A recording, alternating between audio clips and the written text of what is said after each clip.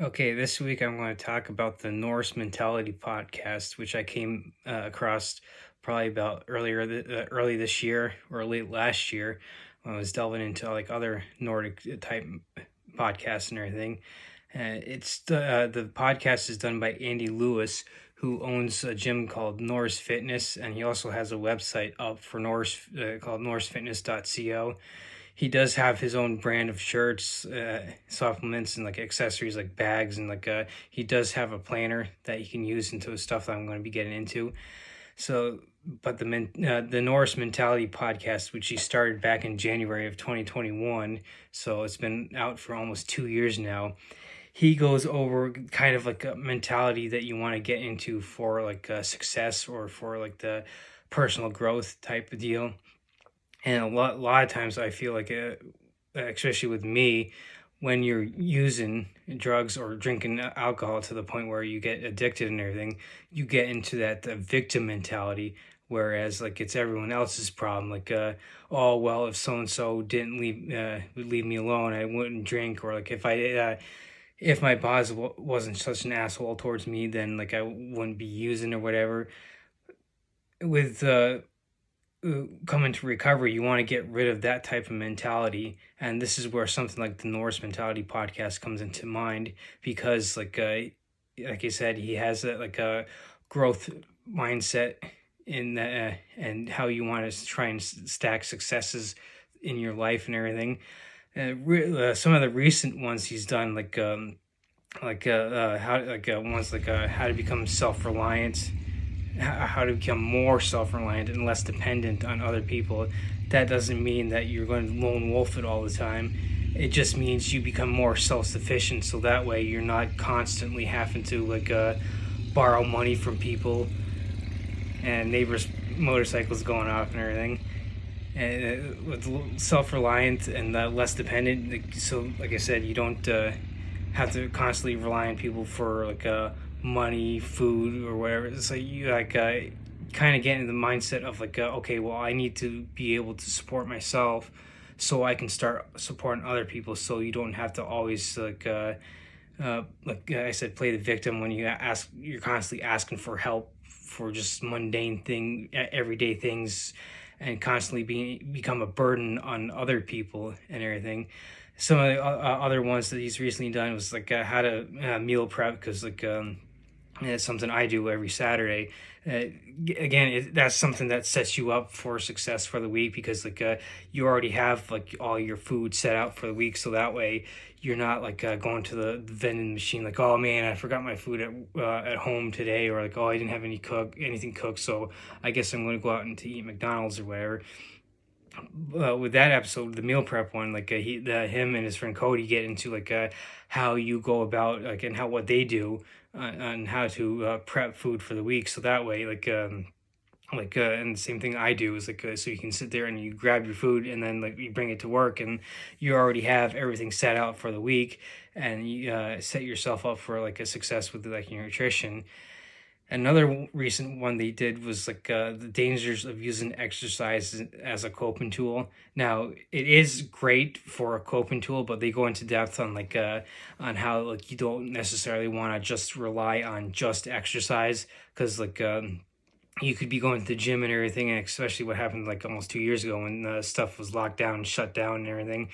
If you are relying on the gym as your sole purpose for as a coping mechanism, if that ever does get shut down, or maybe or even if the gym goes out of business or something unforeseen happens, and you don't have other things as coping mechanisms, then you're pretty much shit out of luck and everything. So they get into stuff how they go in and do camping and hiking, and they're big on reconnecting with nature and everything. And I have to agree with them that, because I try to get outside as much as I can during the week, not as much as I'd like to, because I'm working full time, and plus when I get home, it's time to get into my workout routine and everything. So during the week, I don't get out as much as I would like to, but I try to make up for it in the during the weekend and everything.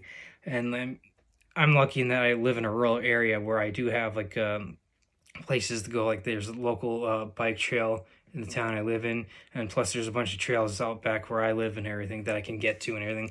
So if you're like living in like a one of these mega cities like LA, New York, or like Boston or whatever, try and find places where like maybe that you can safe spaces that like are low in crime or like and stuff like that, to be able to get outside and everything. And like I mean, if you have to, like if you're living in a like a 10-story skyscraper or whatever, and you have to get up to the roof or something, and you're allowed to, then that's a good something you can do. Like try like and like try to like with that episode, like try and find different types of coping mechanisms that you can use to deal with like the daily stress of life and everything. Because like they were talking about like using exercise as your one primary tool. Like I said, like if you go to the gym and something unforeseen happens where it gets shut down, you're pretty much like shit out of luck with that and everything. So like and they do talk big about like stuff like journal and meditation and everything. So like you which adds on to that as other coping mechanisms as well. And like they also talk like how to overcome bad days and everything. And like we're all gonna have bad days. We gotta realize is like sometimes like shit hits the fan, and like the day goes bad or whatever. So like they go and like have an episode on like that where they go on like how to bounce back. And like you might have like one day where like you go to the gym and like you just don't feel it and everything, and like you have like a total shit workout or something. Realize like, oh okay, like I can come back tomorrow and get at it again tomorrow. So like and you can kind of step back and focus on like okay, like I looked at I failed at doing something today where I normally would be able to succeed and everything, but being able to build off that failure and turn it around into like another success. So like I said, the big thing about this podcast is like they try to preach like getting into the growth mindset and like and becoming like more, like I said, self-reliant and like less dependent and stuff, like on one of the recent episodes. And like they do another one, they do talk about like how motivation like is kind of like bullshit and everything. Like you have to like kind of forge discipline, because like there are times like when motivations, you're not going to sit there and feel motivated to do like oh, I don't feel like going to the gym or whatever.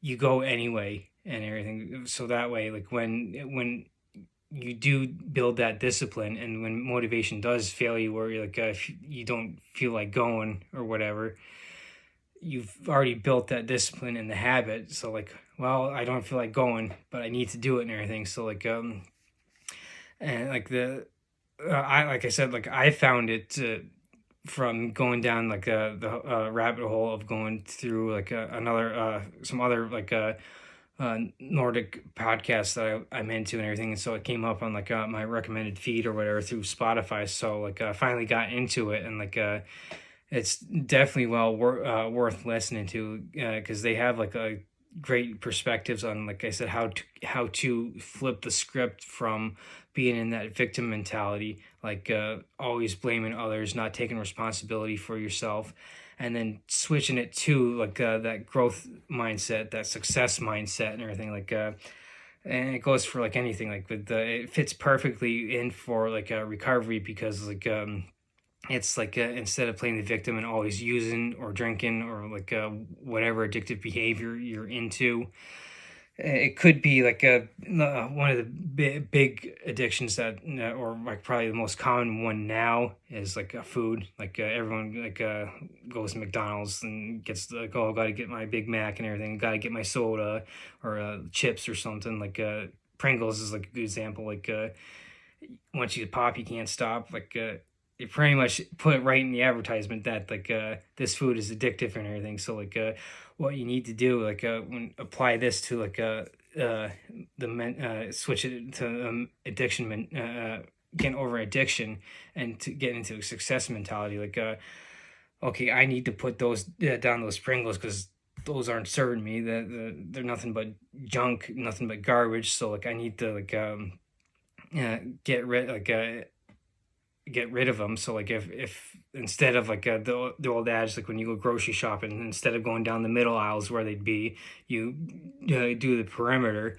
Like one of the local grocery stores I have, like when you literally walk in, like you have the produce section right in front of you as you're walking in, and you got the flower section to the right. And like, yes, you do have a Starbucks to the left and everything, but you kind of need to skip that because that's nothing but like sugar, and like the amount of sugar in those drinks and everything is like probably like a equivalent to like probably off the top of my head, I'd say close to a week's amount of sugar that I take in. So like I said, you go down, go across the perimeter of that local grocery store, like produce is right in front of you. Then you got like the bakery where they do like the bread, like the cooking and stuff, the cookies and stuff. You can kind of like go past that and go straight to the bread. Then they got the seafood meat department, and then like you go around the end, and they got like the dairy products and like the refrigerators, like the yogurts, the milks, and the eggs and stuff like that. So like the old adage of the shop around the perimeter of a grocery store, so you can stay away from your addiction. Like if you're addicted to like I said, Pringles, or like another good one is Lay's. Like I bet you can't have just one and everything. And like soda is another big thing. Like you may not necessarily be addicted to like the caffeine or something, but you may definitely be addicted to the habit of having like a Diet Coke a day or something and everything. So this podcast is definitely good to listen to, like I said, to get into that growth mindset, that success mindset, instead of that victim mindset of like getting back to the bad day, like instead of just like throwing up your hands and going out and getting like the potato chips, the soda, and stuff like that. And it's like, well, since I had a bad day, I deserve all this stuff plus the ice cream and everything. Instead, just realize like with the bad day, like, okay, I had a bad day. I can always restart tomorrow and go from there. So that's why like the Norse Mentality podcast is good to build upon for getting into that success mindset and the growth mindset, which is perfect for someone who's coming off addiction and trying to make their way through recovery. So like I said, I found it like early this year, maybe late last year, and it's definitely been a good podcast to listen to. Until next week.